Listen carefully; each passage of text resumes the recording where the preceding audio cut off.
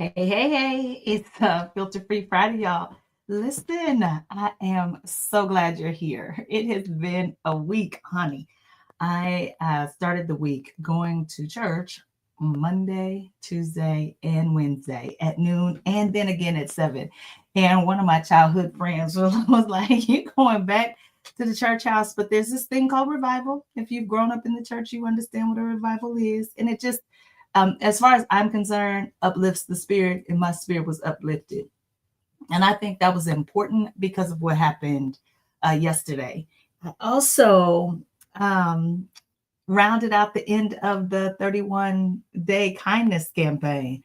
And I will tell you, while I fundamentally believe that I am a kind person, it was difficult when something that I've believed was unjust happened and I was in the middle of the kindness campaign. It's like, how do you, when people believe that kindness means that you are doing things that make them feel good and feel comfortable and make their life better, how do you bring up issues of injustice during a kindness campaign? I know that these two things are not at odds, and I tell you, I was struggling with it the whole time. I'd be curious to know how some of y'all do it, but I really struggle with this, what appears to be a dichotomy between kindness and justice. And I think I got a double dose of that feeling because I was reared in Midwest nice culture. And then in the summer, I was in Southern hospitality culture, both cultures that don't really support justice work in terms of what it's supposed to feel like. But I had the revival, and then I had which, by the way, the Reverend Dr. F.D. Sampson Sr. was there singing and preaching, and so was Pastor Donald Johnson from Memphis. And honey, it was a really good time for me. I have forgotten how much I like good old fashioned devotion. I think there's something somatic that happens in my body. Before I knew about somatic empathy, I wasn't paying no attention to this. But I fundamentally believe that there's something that happens with that call and response from devotion. If you've never experienced it, I think you should. I think there's something to be gained physically in our bodies when we get a chance to sway with others, people, singing, dancing, like I said, call and response.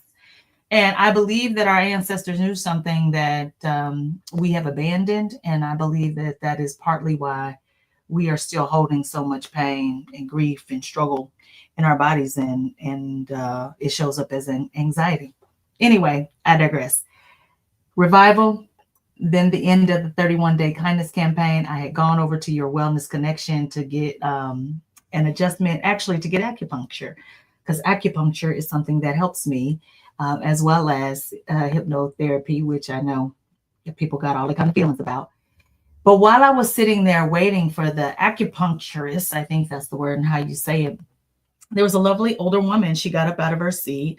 I have no idea how old she was, but if I had to guess, I'd say she was in her 80s. And she walks over in front of me, and I could tell that her caretaker is really nervous. And, I smile because I have learned throughout my life that a smile can help to disarm people. And her caretaker was a sister. So, wasn't nothing, about that in necessarily, but it was just that here she comes, this older white woman with the cutest bangs, and she's coming over by me. And first she just walks past, and then she walks back. But when she walks back, she starts talking to me, and none of it makes sense. I can tell that her brain is not working for her anymore. But I smile and I tell her that I like her bangs, and she touches her hair. But then what she says after that is, again, more gibberish.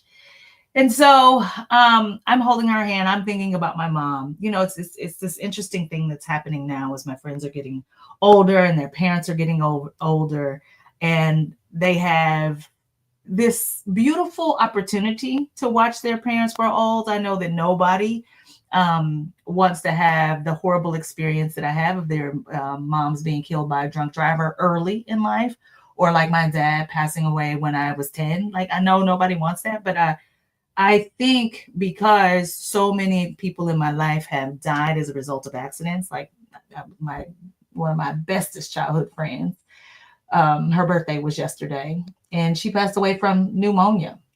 And I find that when people get an opportunity to grow old, especially here in the West, that we find it to be a burden. I get to hear people complain often about, taking care of their parents, and I know that it is a burden. In fact, I think sometimes I believe that I got out of this thing um, in one of the most compassionate ways possible, meaning that there's a grieving that happens while you are taking care of your parents as they age, watching them not be themselves again. But then that doesn't make it easier when they pass away. You're still going to grieve that loss. And so I was just holding her hand, listening to her gibberish. I had no idea what any of it meant. And I was just smiling at her. And then all of a sudden, she looked me right in the depths of my soul and said, "You are so wonderfully beautiful that I can hardly stand." And I tell you, and then she went back to speaking gibberish.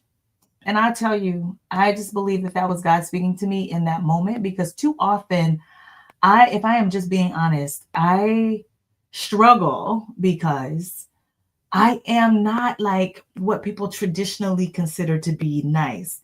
I don't have that high voice. I'm not gonna give you the small talk of just like, "Oh, you look great today." If I don't think that, I'm not gonna say it. I'm gonna, if I do think it though, I am going to tell you. But if I don't think it, I'm not gonna say it. I'm not the person who's gonna be running over to your house like all the time. I'm just not that person. Yeah, I think you all know what I mean. Like the nicest people, the nicest people. I am not that. But honey, I'm your person if the world has turned their back on you. Okay. If you need a pep talk, if you need to be rejuvenated, if you are not focused, I'm your person. I got you. And so I do find myself to be kind, but as we were going through this kindness campaign and this disconnect between justice and kindness, and sometimes I don't know, right? And so I felt like God sent an angel to say and to speak through me, to me, from the revival, the songs, the messages, then also from this beautiful spirit at your wellness connection, and all of that. I tell you, prepared me for these dying emails, for these Epstein files. And also, I just learned that one of my dear social justice warriors in the space of women's rights is hanging up her gloves. Um, my dear friend Alice Kitchen and I have known each other for 4 years. And every time she calls me or emails me, every time, it has been to tell me something we're going to do, how we're going to put some pressure on the mayor to get some more appointees for the Human Rights Commission, how I need to come and talk to the chief of police. Don't matter that I got a keynote to deliver, how I need to be there.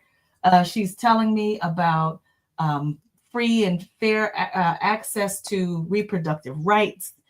I mean, just something she wants me to attend. She was, when we were at the ad hoc Legacy and Light fundraiser in October, honey, instead of sitting down eating that chicken, which was actually good, it wasn't rubber chicken, by the way, she was collecting signatures. Like that was just a month ago, getting those signatures validated so that, honey, we can make sure that we have a right to vote in elections. And I don't know how old she is, but I learned that if you happen to know Alice, she would like to see you. And so if you will send me a direct message, if you know Alice Kitchen, she would like to see you, because my good sis is hanging up her gloves. I went to see her yesterday, and I was telling her about these darn emails and what's in them. And she raised her eyebrows to let me know that she heard me and that it was ridiculous.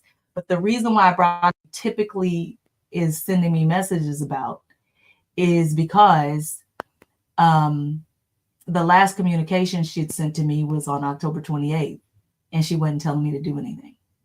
And I didn't realize it until yesterday. When I read the message yesterday, she was just uplifting my spirit, telling me that she reads my column every week, and inviting me to think about additional work that can help with the empathy revolution. And why am I telling you that?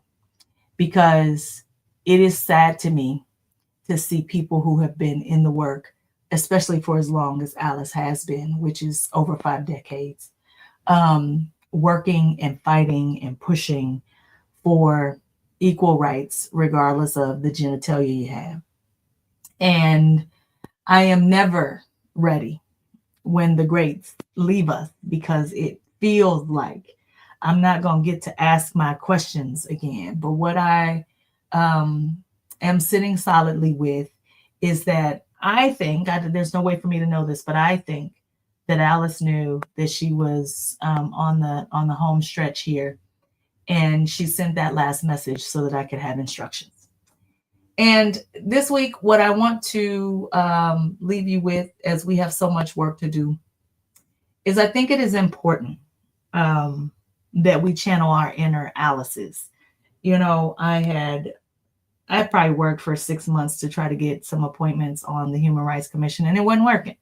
I mean, I had come to social media to complain. I had written articles in the paper to complain. I had reached out to the mayor's office. I had reached out to the current prosecutor who used to be in the mayor's office. I'm like talking to everybody I know to try to make this happen, and it ain't happening. And so I just stopped. I gave up. Like, look at my shoulders. I mean, like, you can just see it. I was dejected, right? So I give up. A few months later, Alice sends me a message like, what you doing? What's going on with this? I've sent some more appointments. And do you know, this woman worked for a full year to get the people she wanted appointed on the commission. And I am telling you, I was just so shocked and inspired, actually, that I could look to someone who was at least 30 years my senior and get inspiration and power to continue to work another day. And I guess the only message I got for you this week, and certainly for you, Ashley, I want you all to find your inner Alice's. You know, sometimes this work requires that we got to put a whole lot into it. And sometimes we need people who can pour into us too. I hope to be that for others. And I hope that as I am being that for others, that you all are doing that for other people too. Because when I think about, in fact, I just got a nasty message. And I think this is coming from YouTube. And I am so grateful. Like, I can't be more grateful for the kindness campaign and for the revival this week, because Pastor Donald Johnson brought up one of the situations between Jesus and Peter. And you might know this story. Peter is walking out there's a storm brewing, and the people are scared. And Peter sees Jesus, and Jesus says, walk out here on the water. And it's really stormy.